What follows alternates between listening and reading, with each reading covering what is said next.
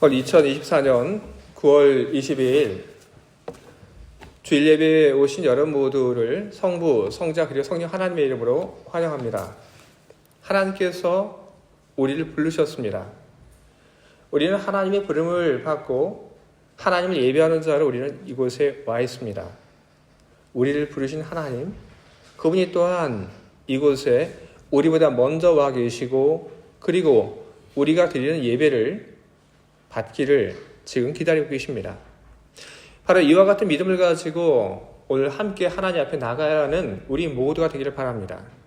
하나님께서 이 자리에 계신 여러분 모두를 좋게 여기시고 그리고 여러분들 모두에게 주님이 준비하신 큰 선물과 은총을 내려주시기를 주님의 이름으로 축원을 드립니다.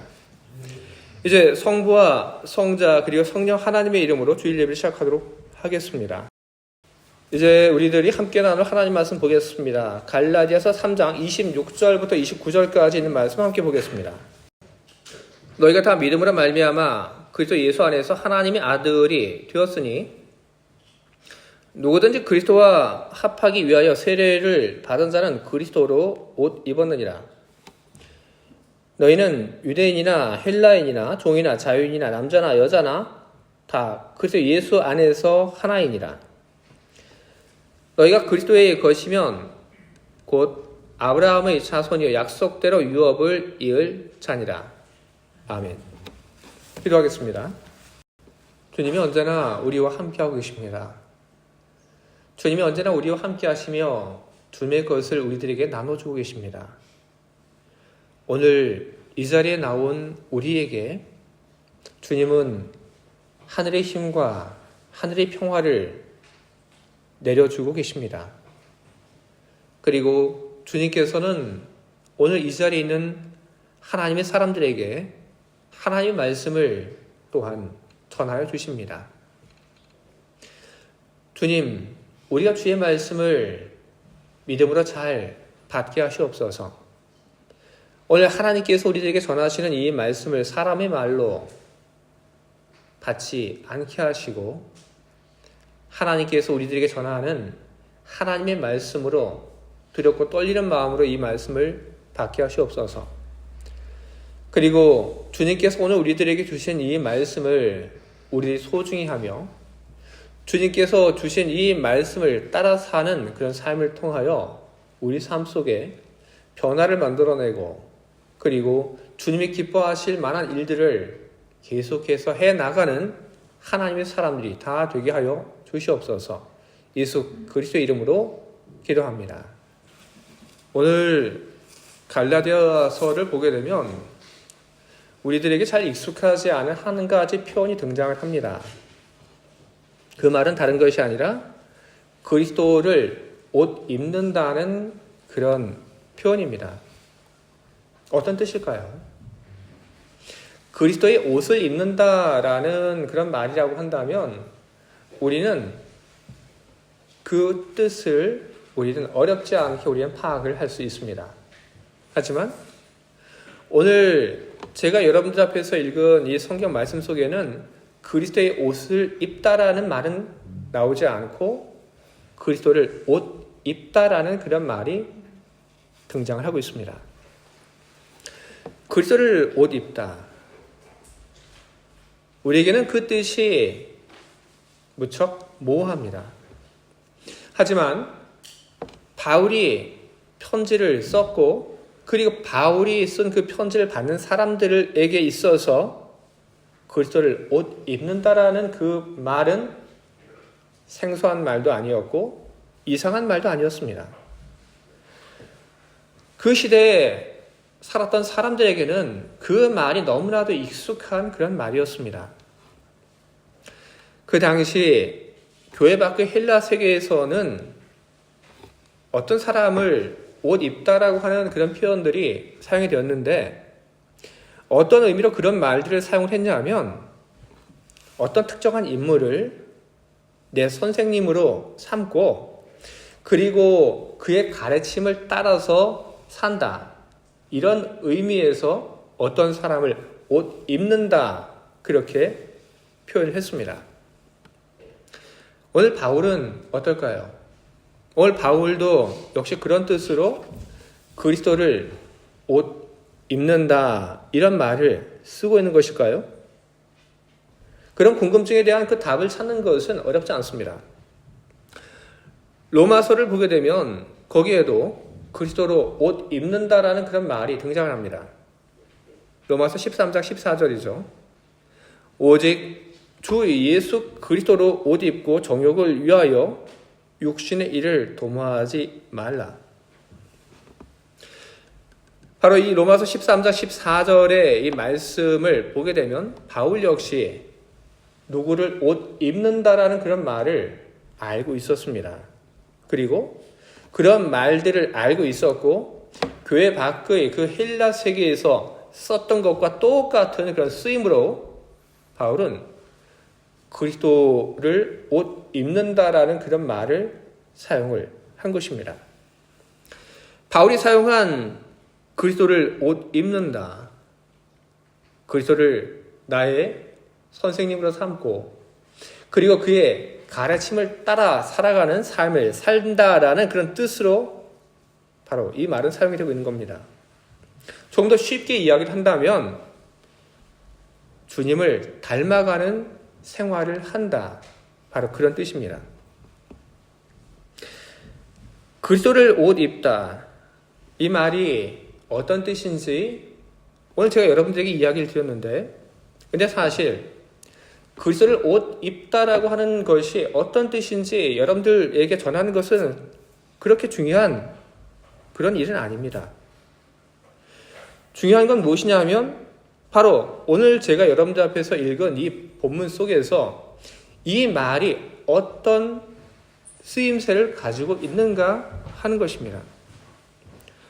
그리스도를 옷 입다, 바로 이 표현은 오늘 본문 속에 등장하는 다른 두 개의 표현과 더불어 이 본문을 지탱하는 커다란 세 개의 그 기둥과 같은 그런 역할을 하고 있습니다.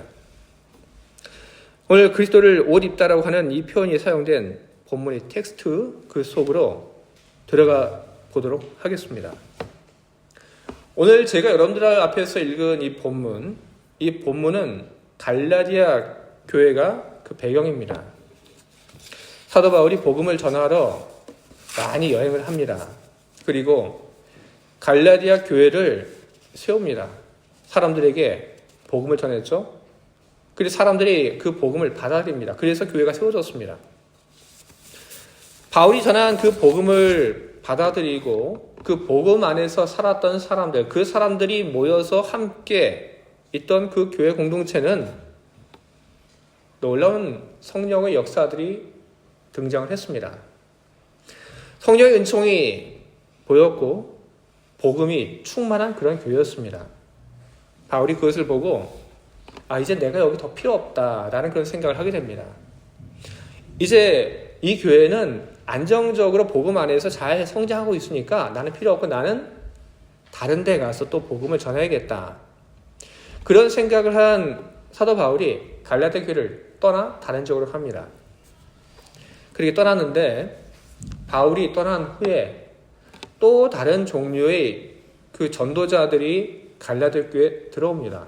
그리고 갈라디아 교회에 머물면서 사도 바울이 전했던 그 복음에 대해서 듣고 어떤 얘기를 하냐면 바울이 전한 복음 그거는 제대로 된 복음이 아니다, 이런 소리를 교회 안에서 했던 겁니다. 그들은 바울이 전했던 그 복음은 잘못된 복음이고 우리들이 제대로 된 복음을 갖고 왔는데 그것을 가르쳐 주겠다 이야기를 하면서 바울이 전했던 그 복음의 핵심적인 메시지를 버리게 하고 자신들이 알려주는 것을 따라서 살도록 그렇게 이끌어갔습니다. 바울이 멀리서 그 이야기를 듣습니다. 그리고 깜짝 놀랍니다. 걱정이 되죠? 그래서 바울이 이 갈라디아서를 쓰게 됩니다. 바울이 갈라디아서를 쓰면서 이야기를 합니다. 당신들이 지금 다른 복음을 받아들였는데 바로 그것이야말로 잘못된 거짓 복음입니다. 그런 얘기를 합니다. 그 증거가 뭐냐고요? 내가 전한 그 복음을 가지고 살았을 때 그때는 어떤 일들이 있었습니까? 성령의 역사가 있었죠? 복음의 그 충만한 힘들이 넘쳐 흘렀죠? 근데 지금은 그 모든 것이 사라지고 없지 않습니까? 바로 잘못된 복음을 가지고 살고 있기 때문에 이런 일들이 일어났습니다. 그가 그런 이야기를 편지를 통해서 전합니다. 그걸 전하고 나서 바울이 그 다음에 무슨 일을 하냐 하면 도대체 복음이라고 하는 것이 무엇이냐? 그 얘기를 하죠. 도대체 진정한 복음이라고 하는 것, 그것이 무엇이냐? 복음에 대해서 이야기를 합니다. 근데 그걸로 충분하지 않죠. 복음을 이야기한 다음에 교회가 지금 힘들어하는 그런 상황 바울이 알고 있기 때문에 바울은 힘들어하는 그 교회에 힘을 주기 위한 그런 뭔가를 해야겠다라는 그런 생각을 또한 하게 됩니다. 어떻게 하면 교회가 힘이 넘치는 그런 교회가 될까?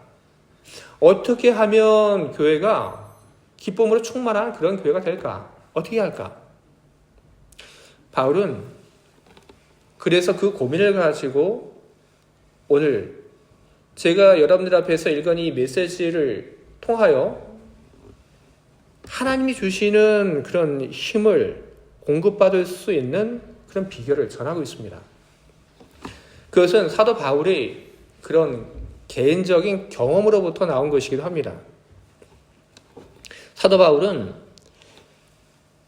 복음을 전하는 그런 일들을 시작하면서 그는 늘 힘이 있는, 그는 늘 평화를 가지고 기쁨을 가지고 살아가는 그런 삶을 그는 계속해 갔습니다. 바울이 복음을 전할 때 그가 복음을 전하고 늘 성공적이었던 것은 아닙니다. 실패하는 경우도 있었죠. 그리고 사도 바울이 복음을 전했을 때 사도 바울이 전한 그 복음을 듣고 그리고 사람들이 그 복음 앞에서 동일했던 건 아니죠. 복음을 전하는 그 일에 실패가 있었고 복음을 전하는 그 일에 나쁜 그런 피드백이 왔지만 바울은 지치지 않았습니다. 그에게는 힘이 있었습니다. 바울은 이야기를 합니다. 어떻게 해서 나에게 그런 힘들이 계속 공급이 되었을까? 그가 이야기하는 그의 힘의 비결은 다른 데 있지 않습니다. 그의 신앙이 바로 그의 힘의 비결이라고 그는 소개를 하고 있는 겁니다. 그런데 그런 이야기를 접한 사람들은 이런 질문을 던질 수 있습니다. 나도 신앙을 가지고 있는데 근데 나는 왜 그렇지 않을까? 바울은 그런 사람들을 향하여 이야기를 합니다. 당신과 나의 신앙 속에 다른 것이 있습니다. 당신과 나의 그 신앙 속에 무엇이 다른지, 나의 신앙의 그 차별성이 어디에 있는지 이야기를 하겠습니다. 하고 이야기를 한 것이 바로 오늘 본문 속에 등장하는 세 가지 이야기입니다. 다른 사람의 신앙에는 없으나 사도 바울의 그런 신앙 속에 있는 세 가지. 바울은 그것을 세 가지 표현을 담아서 소개를 합니다. 첫 번째는 그리스도 예수 안에서라고 하는 표현입니다. 3장 26절에 이렇게 기록되어 있습니다. 너희가 다 믿음으로 말미암아 그리스도 예수 안에서 하나님의 아들이 되었으니, 그리스도 예수 안에서라고 하는 말이 등장을 하고 있습니다. 이 말을 어떻게 사람들이 보통 해석을 합니까?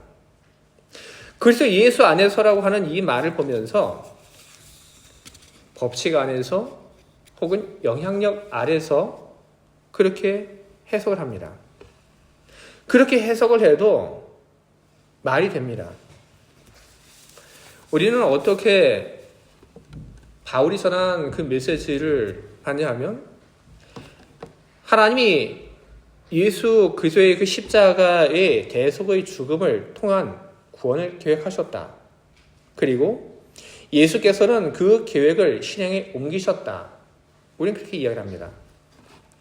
예수께서 하나님이 계획하신 그 구원의 계획을 이루기 위하여 성육신을 통해서 세상에 오셨고, 그리고 공생의 그 시간들을 통하여 하나님의 계획을 전하고, 그리고 십자가를 준비하시고, 그리고 십자가에 달려 대속의 죽음을 맞이하셨다.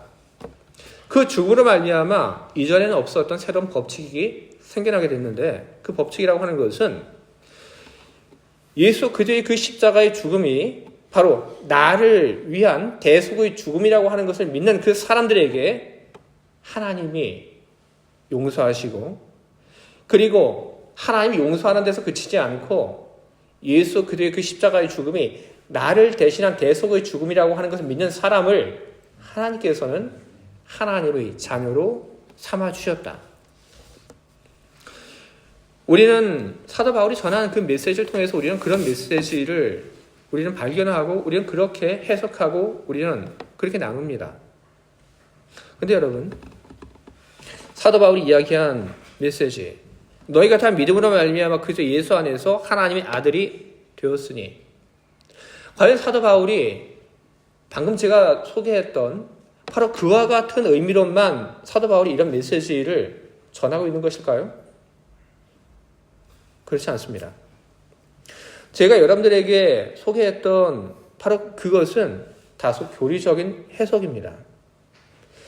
하나님 말씀을 여러분 교리적으로 받게 되면 그러면 여러분들 삶 속에서 변화가 일어나지 않습니다.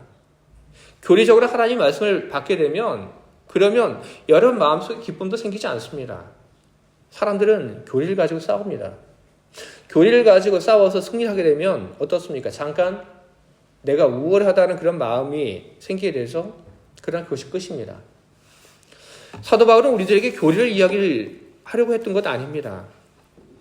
바울이 오늘 이 메시지를 전하는 것은 어떤 뜻이냐면 그리스도 예수 안에서라고 하는 그 말을 가지고 바울은 그리스도와 자신과의 그런 인격적인 만남이 있었다고 하는 것을 그는 전하고 싶었던 것입니다. 바울이 다메섹으로 가는 그 길 속에서 예수 그리스도를 만났죠. 그 만남을 가리켜서 우리 인격적인 만남이라고 이야기를 합니다. 한 개인 대 개인의 만남, 인격적인 만남, 그것이 일어났습니다. 그 인격적인 만남, 그 만남을 통해서 바울은 새로운 인생을 시작하게 되었습니다. 바울이 예수님과의 그 만남을 통해서 새로운 인생을 시작하게 되었는데, 그렇게 새로운 인생을 시작하게 됨을 통해서 예수 그리스도와의 그 만남이라고 하는 것이 자기의 역할을 다하고 잊혀졌는가? 그렇지 않습니다. 사도 바울은 사도행전에서 그리스도와의 그 만남을 고백을 하고 있습니다. 내가 주님을 만난 이야기. 그는 그 이야기를 사람들 앞에서 고백을 하고 있습니다. 주님이 나를 찾아와 주셨습니다. 주님이 나를 찾아와 주셔서 내가 이렇게 주님을 만났습니다. 그리고 주님께서 나에게 사명을 주셨습니다. 그는 그 고백을 그는 하고 있습니다. 주님과의 인격적인 만남이 있었다고 하는 것, 그것이 그에게는 더할 나위 없는 기쁨이었고 자랑이었습니다. 그리고 다메섹으로 가는 그 길 속에서 바울을 찾아왔던 주님, 그 주님과의 만남이 그때 단 한 번으로 그친 것은 아닙니다. 주님은 계속해서 바울을 찾아오셨습니다. 바울은 주님과의 그런 인격적인 만남을 매일매일 계속 반복을 했습니다. 바로 그런 고백을 바울은 오늘 우리들에게 그리스도 예수 안에서라고 하는 그 말을 통해서 전하고 있는 것입니다. 이 자리에 있는 우리 교회 여러분, 여러분들은 어떻습니까? 여러분들 주님을 만나셨죠? 주님을 만나셨는데 여러분 어떻게 만나셨습니까? 따로따로 개인적으로 만나셨죠? 어떤 한 교회 공동체라고 하는 바로 그런 자리에서 주님을 만난 것도 있지만, 그렇죠 여러분, 한 명 한 명이 주님과 다 개인적인 만남을 가졌습니다. 그런 개인적인 만남 속에 여러분, 우리는 주님께서 우리를 만난 그 만남 속에서 똑같은 만남이 단 한 번도 없었다고 하는 것을 우리는 발견하게 됩니다. 제가 제자훈련 하면서 제가 제자훈련 시작할 때 제가 요구하는 것이 있습니다. 뭘 요구하냐면 간증문을 써내라. 제가 요구를 합니다. 간증문을 써내죠. 내가 언제 어떻게 주님을 만났습니다 하는 그 간증문을 다 저에게 제출합니다. 제가 읽어봐요. 근데 읽어보면 주님을 만난 이야기가 다 똑같은 사람은 단 한 사람도 없어요. 다 달라요. 주님이 나에게 어떻게 찾아오셨다. 그런 얘기를 하죠. 뭔가요? 주님은 여러분 한 사람 한 사람을 위한 그런 계획을 가지고 계셨던 거죠. 누군가의 그 만남을 주님께서는 하나하나 다 그 만남을 계획하셨고, 그리고 주님께서는 한 사람 한 사람을 개인적으로 만나신 겁니다. 우리가 주님과의 만남은 그런 것입니다. 어떤 만남의 한 틀을 짜놓고 주님께서는 그것을 계속 사용하지 않습니다. 주님께서는 한 사람 한 사람만을 위한 특별한 준비를 가지고, 그리고 그 준비를 하신 것을 이루어 가시며 우린 주님을 만나게 된 것입니다. 만남이라고 하는 것은, 어떤 만남은 우리들에게 힘을 빼앗아갑니다. 에너지를 빼앗아가죠. 그러나 어떤 만남은 그와 반대로 그 만남을 통해서 우리의 새로운 힘을 공급받을 수 있도록 그렇게 만들어줍니다. 여러분들과 주님을 만나면 어떻습니까? 여러분들이 주님을 만난 그 이야기가 여러분 안에서 또렷하게 기억이 되는 한, 그리고 여러분과의 그 주님과의 그 만남이 여러분의 일상 속에서 계속 지금 반복되고 있는 한, 주님과의 만남은 계속 저와 여러분들에게 힘을 공급하는 그런 에너지 근원이 될 것입니다.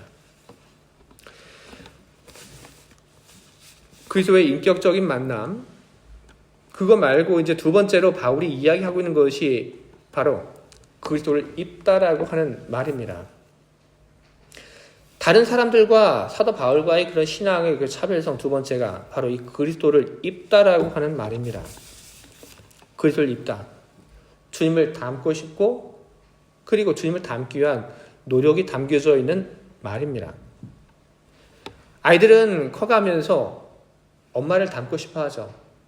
그래서 아이들은 엄마를 닮고 싶어 해서 엄마의 화장품도 바르죠. 그리고 엄마의 옷도 입습니다. 바로 엄마를 닮고 싶어하는 그런 마음이 아이에게 그런 행동을 결정하게 하고 하게 하는 것처럼, 우리에게 주님을 닮고 싶은 그런 마음이 있습니다. 주님을 만났기 때문에 주님을 닮고 싶은 그런 마음이 우리 안에 생기게 되는 것입니다. 주님을 닮고 싶다고 하는 것은, 그것은 주님의 성품을 닮는다는 그런 이야기입니다. 우리는 주님의 성품을 닮고 싶다, 그런 생각을 하고 우리는 어떤 결정을 하게 됩니다. 그것은 주님의 성품을 담는 일을 시작을 하겠다는 그런 결정입니다. 그것이 무엇이냐면 바로 세례라고 하는 것입니다. 세례라고 하는 것은 바로 주님을 닮기 위한 일을 하겠다라는 그런 결단을 내리는 그런 결단의 행동인 것입니다. 그래서 바울이 이야기를 합니다. 세례를 받은 사람은 그리스도를 입었습니다. 그렇게 이야기를 합니다. 세례를 받은 사람, 그 사람은 그리스도를 닮는 그 일을 하고 싶어 해서 결단을 한 것이고, 그리고 그 사람은 지금 그리스도를 닮아가고 있습니다. 그렇게 선언을 한 것입니다. 주님을 닮기를 바라는 사람, 그 사람이 기쁨을 얻고, 그리고 성취감을 얻는 것은 언제이냐 하면, 내가 주님과 닮아가고 있다고 하는 것을 듣고, 그리고 그것을 내가 느낄 때, 그때 우리는 기쁨도 있고 우리는 성취감도 우리는 갖게 되는 것입니다. 한국에는 김지철 목사님이 이런 이야기를 했습니다. 부모님이 자녀를 무조건 사랑하는 모습은 하나님을 닮았습니다. 부모님이 자녀의 못된 모습을 보면서 참고 기다리는 모습도 하나님을 닮았습니다. 부모님의 모습 속에서 바로 하나님의 모습이 있다, 그렇게 이야기를 한 거죠. 근데 부모님이 아니더라도 여러분 한 사람 한 사람의 모습 속에는 주님이 있습니다. 여러분의 모습 속에는 주님의 흔적이 있고 여러분은 주님을 닮았습니다. 우리 찬양하는 우리 집사님들 와서 찬양 드리죠? 어떤 마음으로 그 찬양 드리죠? 주님을 위한 헌신의 마음, 하나님의 영광을 나타내고자 하는 마음, 이곳에 온 모든 사람들이 하나님을 잘 만날 수 있게끔 나의 찬양이 도움이 되었으면 좋겠다는 그런 마음으로 찬양드리죠. 그렇죠? 그런 마음으로 찬양을 드리는 우리 집사님들, 그 모습 보면서 이해할 수 있습니다. 당신은 주님을 닮았습니다. 다윗, 주님을 닮았습니다. 다윗만 그런가요? 집사님들만 그런가요? 아니죠.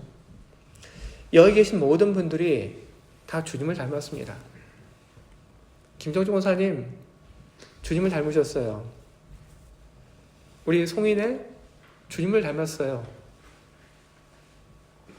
우리 권사님, 집사님, 다 주님을 닮았습니다. 여러분은 주님을 닮았어요. 제가 한소망에서 여러분 다 주님을 닮았습니다 그러니까 어떤 분이 너무 부끄러운지 이러시더라고요. 그래서 제가 말씀드렸어요. 아니요, 주님을 닮은 건 맞아요. 다만 얼만큼 많이 닮았는지 얼만큼 조금 닮았는지 그 정도 차이만 있을 뿐이지 다 주님을 닮은 건 맞아요. 제가 이야기 드렸어요. 맞죠, 여러분? 여러분은 다 주님을 닮았습니다. 그래서 우리 옆에 계신 분들하고 우리 짝을 한번 지어볼까요? 옆에 계신 분이 없으면 앞뒤에 계신 분들하고 짝 한번 지어보시기 바랍니다. 짝이 안 됩니까? 다 되죠? 그렇죠? 짝이 다 되죠? 안 됩니까? 다 되죠? 그렇죠? 자, 그럼 이제 우리 이런 말 한번 해보도록 하겠습니다. 당신은 주님을 닮았습니다.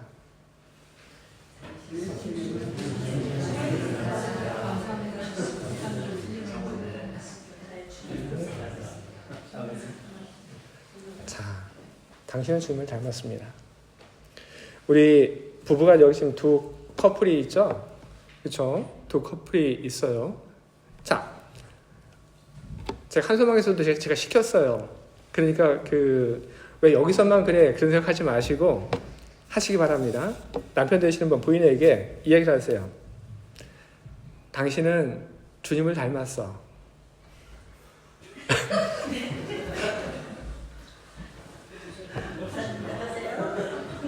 저도 아까 했어요. 아이고, 왜 안 통해? 자, 여기 부끄러워서 그러신 것 같은데 꼭 하시기 바랍니다.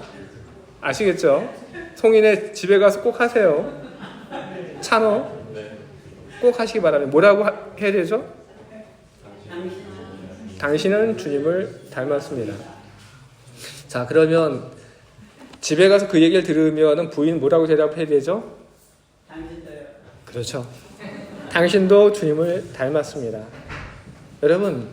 여러분은 다 주님을 닮았어요. 왜 내가 주님을 닮았는지 난 아닌 것 같다라고 생각하시는 분이 있다면 저를 찾아오시기 바랍니다. 제가 이야기 드릴게요. 당신의 그 무엇이 주님과 닮았는지 제가 이야기를 드릴게요. 여러분은 주님을 닮았습니다. 여러분, 내가 주님을 닮았다고 하는 것이 얼마나 우리들에게 힘이 되는 이야기입니까? 기쁘지 않나요? 내가 주님을 닮았다고 하는데 어떤 사람이 내가 주님을 닮은 것을 알아채주고 당신은 주님을 닮았습니다. 이렇게 이야기해 줄 때 우리가 고생한 모든 것이 보상을 받는 것 같은 그런 느낌을 우리는 갖게 되는 것입니다. 그 누군가가 알아주지 않는다 하더라도 우린 스스로 우리 안에 변화를 우리는 느낍니다. 야, 내가 이 상황에서 내가 이렇게 이야기를 하는구나. 내가 넘어졌는데 욕이 나오는 게 아니라 주여 감사합니다. 이렇게 얘기를 하는구나. 그 속에서 우리는 우리 자신이 변화되었다고 하는 것, 그리고 변화되어 가고 있다고 하는 것을 우리는 발견하고 스스로에게 참 대견하다. 우리는 그렇게 이야기를 하게 되는 것입니다. 내가 주님을 닮았다고 하는 것, 그것은 우리의 기쁨이고, 그리고 그것은 우리들에게 우리 삶을 계속 살아갈 수 있게끔 만들어주는 우리 힘의 근원인 것입니다. 바울은 또 한 가지를 이야기를 합니다. 나는 그리스도의 것. 바울은 그리스도의 것이라고 하는 그런 믿음을 그는 가지고 살았습니다. 바울이 이야기를 하죠. 나는 그리스도의 것. 주님께서 나를 당신의 소유로, 당신의 것으로, 당신의 차지로 삼으셨다. 주님께서 어떻게 해서 그렇게 하셨는가? 주님께서 나를 당신의 것을 삼기 위해서 주님께서 값을 치르셨다. 당신의 목숨을 그 값으로 치르시고 나를 주님의 것으로 삼으셨다. 그는 그렇게 이야기를 합니다. 그래서 고린도전서 6장 19절을 보게 되면 이런 말이 기록되어 있습니다. 너희 몸은 너희가 하나님께로부터 받은 바 너희 가운데 계신 성령의 전인 줄 알지 못하느냐. 너희는 너희 자신의 것이 아니라 값으로 산 것이 되었으니 그런즉 너희 몸으로 하나님께 영광을 돌리라. 너희는 너희 자신의 것이 아니라 값으로 산 것이 되었으니. 여러분, 주님께서 여러분을 주님의 것으로 삼으셨습니다. 그냥 삼은 것이 아니라 엄청난 그 값을 지불하시고 주님의 것으로 삼으셨습니다. 주님의 것, 그건 어떤 것입니까? 함부로 손댈 수 없죠. 우리 헌금 드리게 되죠. 헌금 드리게 되면 내 것 아니죠? 주님의 것이죠. 헌금 개수하시는 분들 제가 보면 제가 매주 은혜를 받아요. 헌금 앞에서 기도하세요. 그리고 정말 그 동전 하나 이게 안 맞으면 반복하고 또 하세요. 왜? 내 거라면 그렇게까지는 안 합니다. 들어가는 시간이 많죠. 그런데 그렇게 합니다. 왜? 내 것이 아니기 때문에. 주님의 것이기 때문에 소중히 여기는 것이죠. 함부로 하는 것 없죠. 교회는 모든 것이 그렇습니다. 하물며 사람은 여러분 어떻게 했습니까? 주님의 것? 그것은 함부로 손댈 수 있는 것이 아니고 주님의 것은 존귀한 것입니다. 바울은 자신의 삶을 통해서 그런 경험을 했습니다. 나는 주님의 것이다. 그렇기 때문에 주님이 나를 잃어버리는 일은 없다. 내가 주님의 것인데 다른 사람이, 다른 누군가가 나를 주님의 손으로부터 빼앗아 가지 못한다. 그런 경험을 했죠. 그리고 그는 또 무슨 경험을 했냐면 나는 주님의 것. 그래서 주님께서 나를 귀하게 사용하신다는 그런 경험을 그는 했습니다. 사도 바울의 사역은 바로 그와 같은 신앙의 경험으로 가득 찼습니다. 주님이 나를 당신의 소유로, 당신의 차지로 여기시고 그렇게 하고 계신다. 나에 대해서 공격적이고 그리고 나에 대해서 나쁜 말을 쏟아놓고 그리고 그런 일들을 하는 사람들, 그런 사람들에 대해서 주님께서 책망하시고 내 편을 들어주신다. 그런 경험을 사도 바울은 했습니다. 사도 바울은 그를 괴롭히는 사람들 속에서 하나님이 그를 지켜주시는 그런 경험을 그는 했습니다. 그래서 이야기를 합니다. 나는 주님의 것. 바울은 내가 주님의 것이라고 하는 그 이야기를 하면서 부정적으로 이야기를 하지 않습니다. 보통 내가 누구의 그 소유라고 이야기를 할 때 보통 거기에는 부정적인 그런 느낌들이 많이 담겨져 있습니다. 하지만 바울은 그렇지 않았습니다. 바울은 좋아했습니다. 바울이 경험했던 그런 긍정적인 그 경험들이 사도 바울로 하여금 나는 주님의 것이라고 하는 그 말에 대해서 긍정적인 그런 이미지를 갖게끔 만들었던 것입니다. 나는 주님의 것. 주님의 것이기 때문에 존귀하고 함부로 손댈 수도 없고 주님이 귀하게 쓴다. 그리고 내가 주님의 것이기 때문에 주님은 나를 주님의 곁 가까이로 두실 것이다. 그래서 사도 바울이 하나님 나라에 대한 소망과 그리고 하나님 나라에 내가 들어갈 수 있을 것이라고 하는 그런 믿음을 그는 고백을 하고 있는 것입니다. 내가 주님의 것이라고 하는 이런 통찰력을 가지고 살게 되면 자부심이 있습니다. 두려움이 없습니다.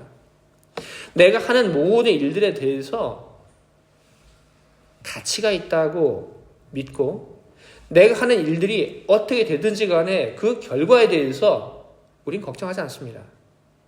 내가 주님의 것이라고 하는 것이 분명해지게 되면 하나님 나라에 대한 소망을 가지고 우리는 살아갈 수 있는 것입니다. 주의 사랑하는 교회 여러분, 여러분들이 신앙을 통해서 힘을 얻고 계십니까? 아니면 여러분들은 이 신앙 때문에 늘 지치고 어렵고 그리고 뭔가에 쫓기며 그렇게 살고 계십니까? 신앙에 힘을 주는 그런 신앙이 따로 있고 우리에게 힘을 빼앗아가는 신앙이 따로 있는 것은 아닙니다. 어떤 결과가 나오는지 신앙이라고 하는 것이 랜덤으로 어떤 그 결과를 만들어내는 것 아닙니다. 신앙은 원래 어떤 것이냐 하면 좋은 것입니다. 신앙은 우리들에게 힘을 주는 겁니다. 신앙은 원래 여러분 그렇습니다. 만약에 우리의 신앙이 우리들에게 힘을 주는 그런 역할을 하지 못한다고 한다면 우리는 확인을 해봐야 하는 것입니다.